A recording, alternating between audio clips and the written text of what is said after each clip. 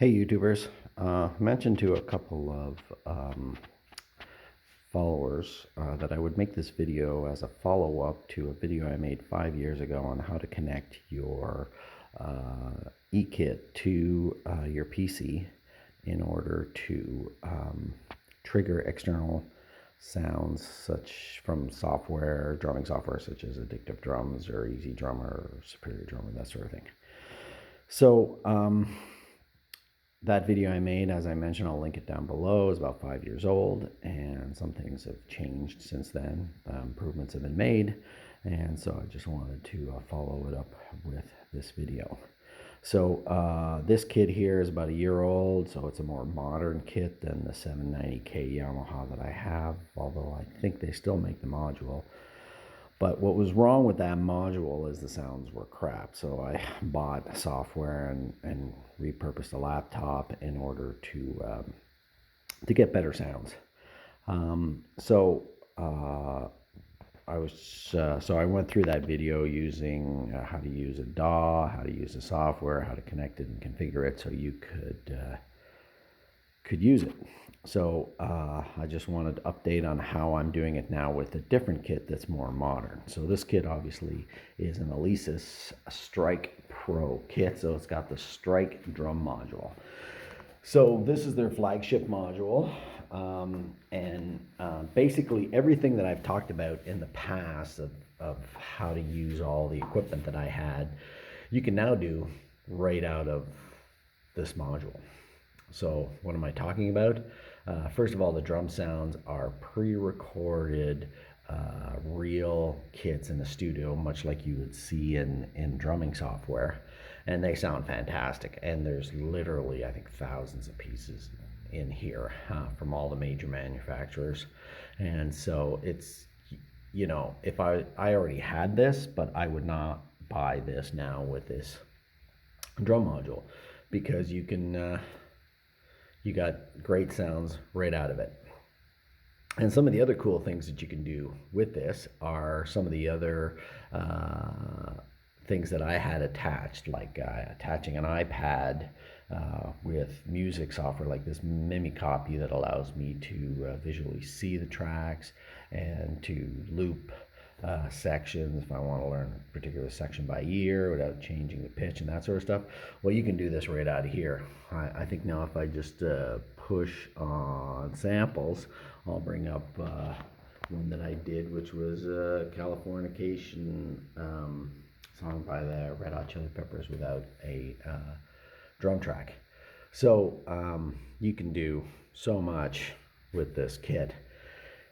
Plus, what you can do now is you can actually add your VST files from software like Addictive Drums into your module. So I have not done that yet. There's videos online on how to do that, and I find that the Facebook group for the Strike, for example, has a lot of really good information on that. So you can import all your sound files, and then the other cool thing too is that people are designing their own drum kits and making them available and providing kit pieces too.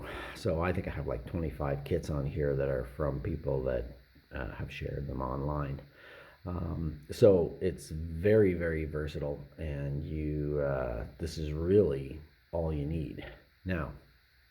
But getting back to using external software to be triggered, you can still do that. And since I already have this PC set up and I already have the software, which I haven't all imported into here, I'll show you how I connect this and why it's easier today.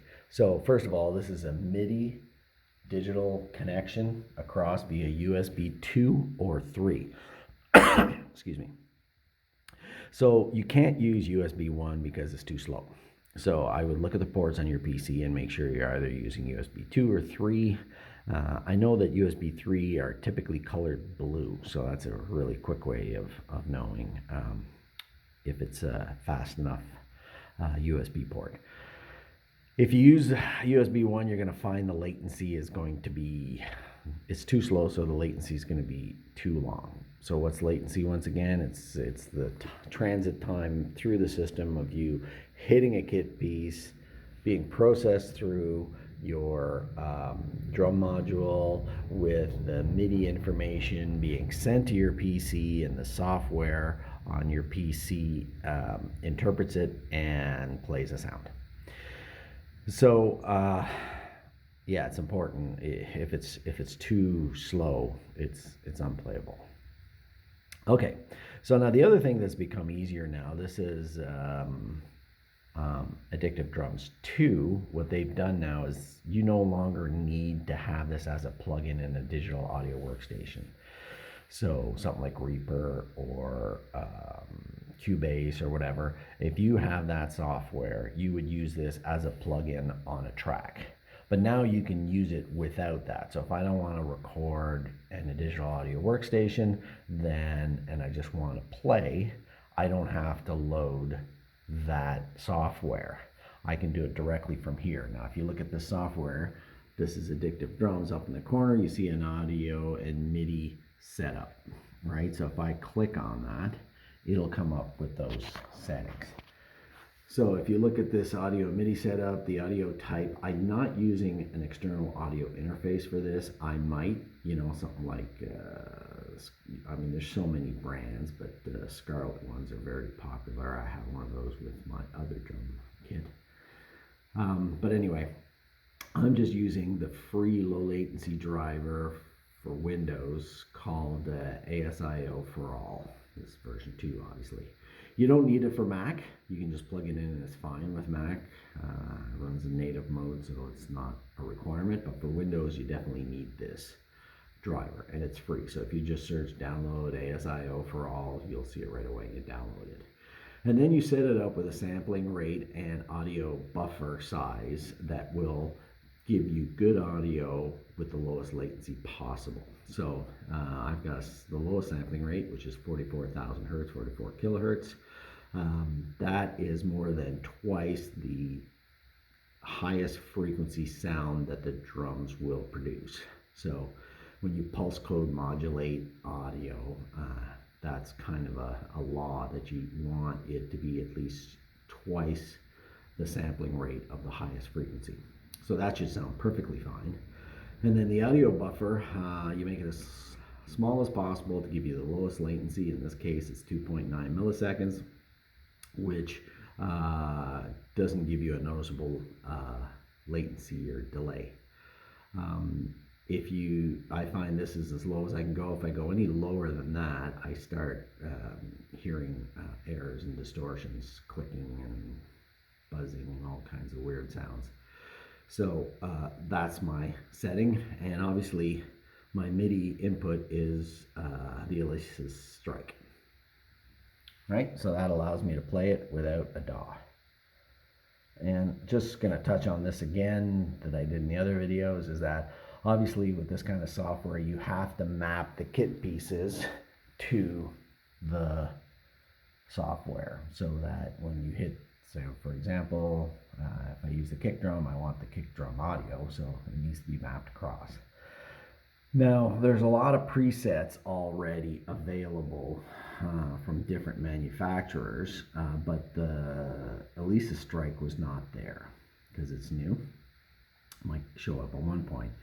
So what I did is I went to that Facebook page and I found somebody who had already done all the mapping and made the file available and told me which directory to put it in. So I just downloaded it, stuck it in the directory, and selected the strike map, and I was done.